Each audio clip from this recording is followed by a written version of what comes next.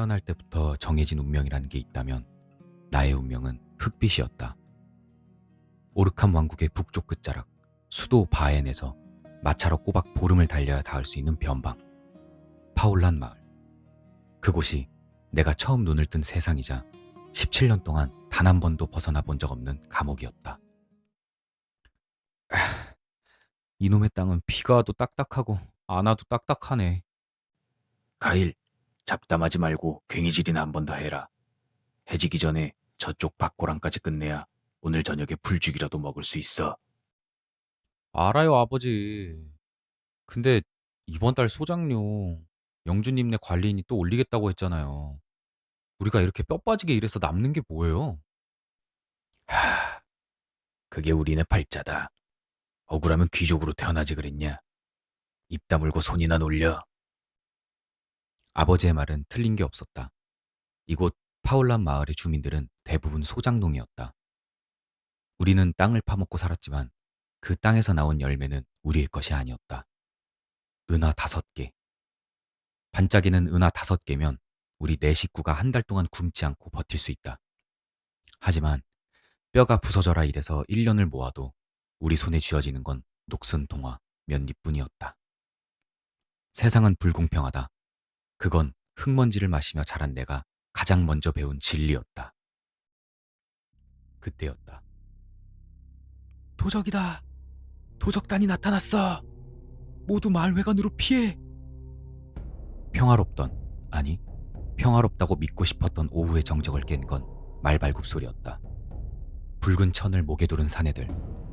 국경 근처에서 악명 높은 붉은 스카프 도적단이었다. 그들은 훈련받은 정규군이 아니었다. 그저 힘없는 농민들을 약탈해 하루를 연명하는 하이에나 떼. 하지만 괭이와 낫밖에 없는 우리에게 그들은 재앙이었다. 이 촌구석 쥐새끼들이 빠릿빠릿하게 안 움직여. 어이, 촌장. 이번 달 상납금이 늦잖아. 두목님, 이번 농사가 흉작이라 조금만 기한을 주시면. 기한? 이 새끼가 배가 불렀구만. 야, 저기 계집애 하나 끌고 와. 도적 두목의 손가락이 가리킨 곳, 그곳엔 내가 있었다. 나는 괭이를 꽉 쥐고 있었다. 두려웠지만 분노가 더 컸다. 내 뒤에는 어머니와 어린 여동생이 있었다. 오지 마. 도적 졸개 하나가 녹슨 칼을 뽑아들고 다가왔다. 그의 실력은 형편없었다. 마을 자경단 수준이나 될까? 하지만 그 녹슨 칼이라도 살과 뼈를 가르기엔 충분했다. 일반인인 나와 사람을 죽여본 도적, 그 사이에는 넘을 수 없는 폭력의 경험이라는 벽이 있었다. 다가오는 놈을 보고 떨리는 손을 부여잡으며 괭이를 휘둘렀지만 나약한 나는 놈의 발차기 한 번에 나뒹굴고 말았다. 힘만 좋은 촌놈이네. 죽어! 눈앞이 하얗게 변했다. 칼날이 내 머리 위로 떨어지는 게 슬로우 모션처럼 보였다. 이렇게 죽는구나. 은화 한 입도 만져보지 못하고 흙바닥에서 태어나 흙바닥에서 죽는구나. 질끈 눈을 감았던 그때였다. 소란스럽군. 짐승 냄새가 난다 했더니 쥐새끼들이 설치고 있었나. 죽음 대신 들려온 것은 서늘한 목소리였다. 실눈을 뜨자 믿을 수 없는 광경이 펼쳐져 있었다. 도적의 칼날이 내 이마 바로 앞에서 멈춰 있었다. 아니, 멈춘 게 아니었다. 보이지 않는 어떤 벽에 막혀 전진하지 못하고 있었다. 바로 그곳에 그가 있었다.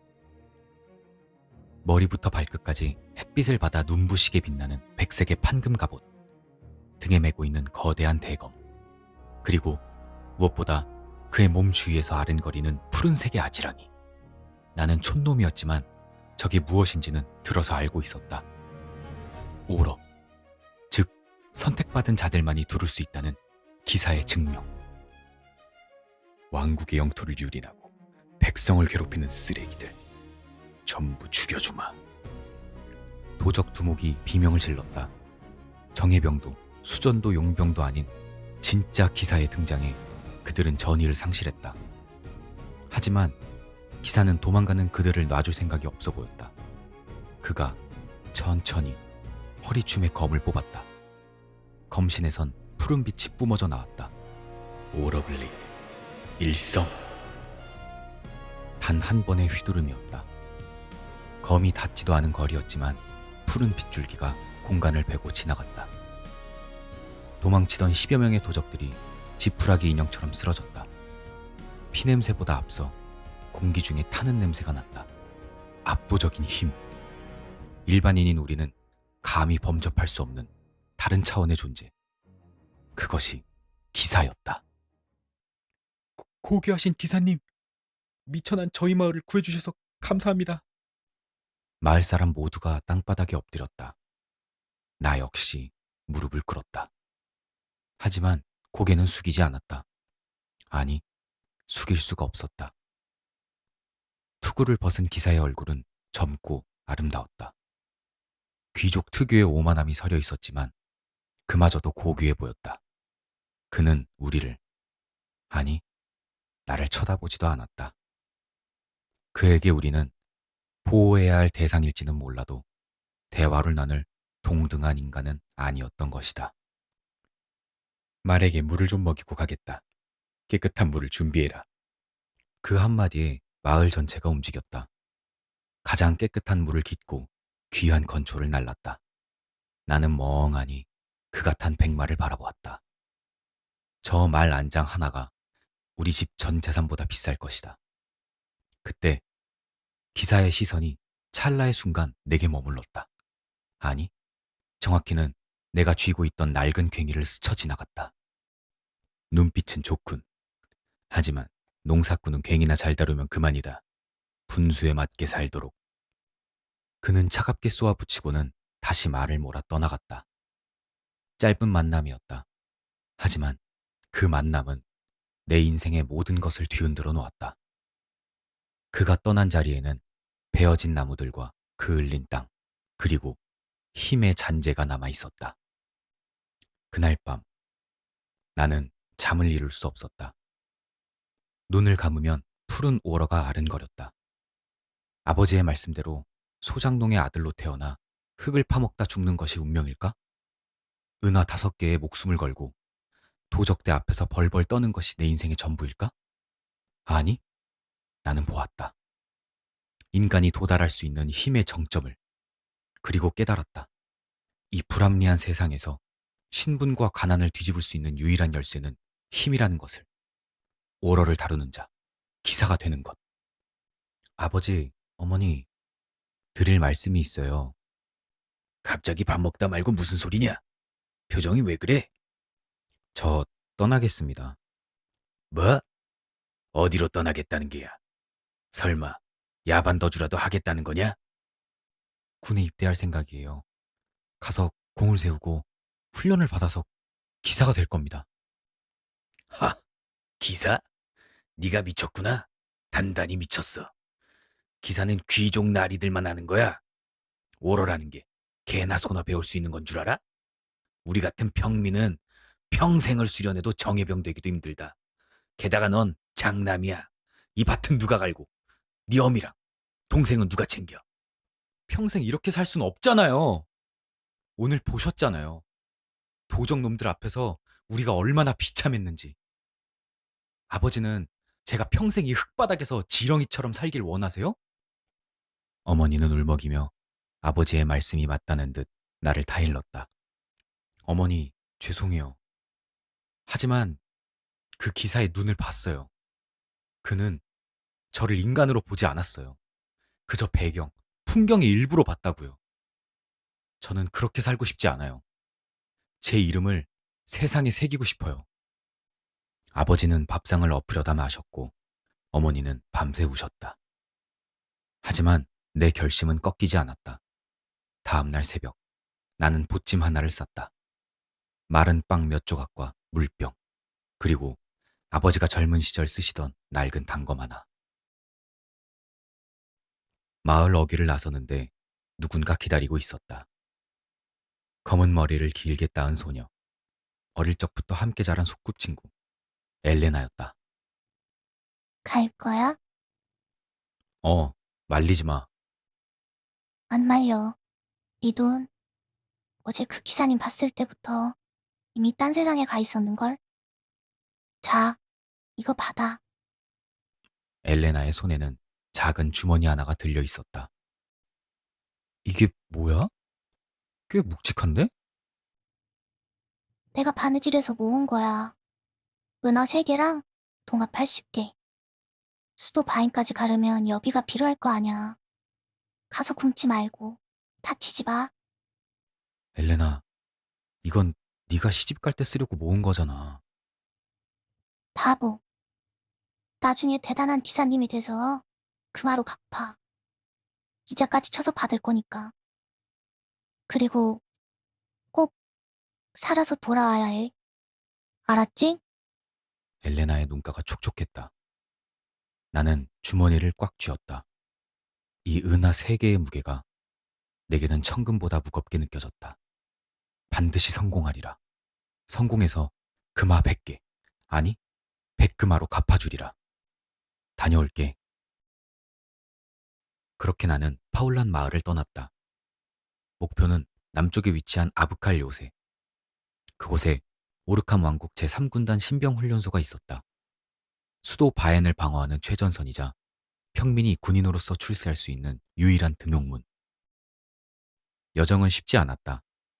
지도로만 보던 세상은 생각보다 훨씬 넓고 험했다. 길에서 마주친 야생 늑대와 싸우며 어깨를 물리기도 했고, 지나가던 상단에 짐꾼 노릇을 하며 빵 한 조각을 얻어먹기도 했다. 그렇게 꼬박 열흘을 걸어 드디어 거대한 성벽이 눈앞에 나타났다. 아브칼 요새. 성벽의 높이만 10m가 넘는 거대한 요새 도시. 입구에는 나처럼 꿈을 안고 몰려든 젊은이들로 인산인해를 이루고 있었다. 가죽 갑옷을 입은 용병 지망생, 낡은 로브를 걸친 견습 마법사, 그리고 나 같은 허름한 농민 출신들까지. 줄을 서라! 밀지 마라! 오르캄 왕국군에 지원하러 온 놈들은 오른쪽! 용병 길드 의뢰는 왼쪽이다! 오늘은 신체 검사 마력 감응 테스트만 진행한다. 약골이나 겁쟁이는 지금이라도 빠져! 나는 오른쪽 줄의 끝에 섰다. 내 앞에는 덩치가 산만한 사내 녀석이 코를 파며 서 있었다. 내 뒤에는 웬 귀족 자재로 보이는 녀석이 비단 옷을 입고 호위무사를 대동한 채 서 있었다. 어이, 거기 앞에 거지. 냄새 나니까 좀 떨어지지? 참자. 여기서 사고 치면 끝이다. 나는 묵묵히 앞만 보았다. 1시간, 2시간. 줄은 좀처럼 줄어들지 않았다. 그러다 드디어 내 차례가 되었다.